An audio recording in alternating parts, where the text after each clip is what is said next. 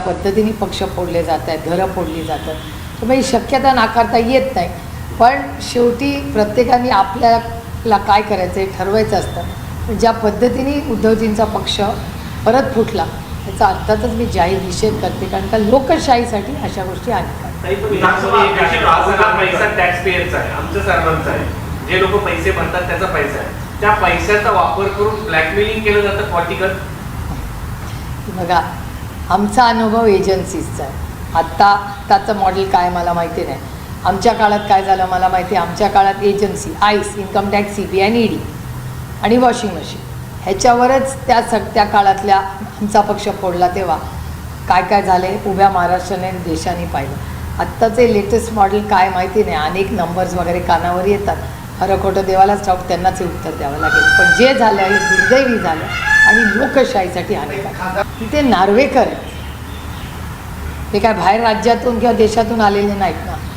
आणि आशाताईंबद्दल आणि मराठी भाषा, तुम्ही स्पीकर आहात, अध्यक्ष आहात विधानसभेचे, त्यामुळे मला धक्कादायक होतं त्यांचं ते सगळं तुमच्या चॅनलवर पाहून आणि खूप वाईट वाटलं. ज्या मराठी भाषेला आम्ही आमची आई समजतो, आमची ओळख समजतो, आमचा आत्मा आहे, त्या मराठी भाषेची ज्या पद्धतीने चिरफाड झाली अतिशय दुर्दैवी आणि त्याचा मी जाहीर निषेध करते. आणि मराठी येत नसेल तर क्लास लावा, उशिरा का होईना.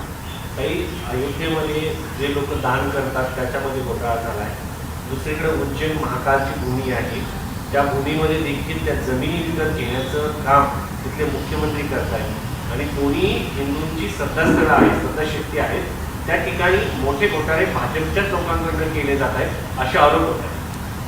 कालच्याच एका मोठ्या वर्तमानपत्रात ती सगळी माहिती, त्याचे कागदपत्र आलेत. मी स्वतः पार्लमेंट सुरू झाल्यावर याची इन्क्वायरी मागणार आहे. अयोध्या टू उज्जैन हा जो भ्रष्टाचार आहे, दोन्ही आमच्या सगळ्यांसाठी आणि प्रत्येक भारतीयासाठी प्रचंड श्रद्धेची स्थान आहे. आणि ह्याच्यामध्ये जर भ्रष्टाचार होणार असेल तर त्या मुख्यमंत्र्याचा तातडीने राजीनामा घेतला पाहिजे. मध्य प्रदेशच्या मुख्यमंत्र्यांनी राजीनामा दिला पाहिजे, कारण का प्रधानमंत्री म्हणायचे न खाऊंगा न खाने दूंगा. त्याच्यामुळे जो आरोप झाला आहे, मला तर वाटलं होतं की आरोप झाल्यावर मुख्यमंत्री स्वतःच म्हणेल की माझी पारदर्शक इन्क्वायरी करा. जर त्यांनी काही केलेलं नसेल तर त्यांनी थोडे दिवस बाजूला व्हावं, त्याची इन्क्वायरी व्हावी. पण मध्य प्रदेशच्या मुख्यमंत्र्यांनी राजीनामा दिलाच पाहिजे अशी आमची आग्रहाची भूमिका राहील.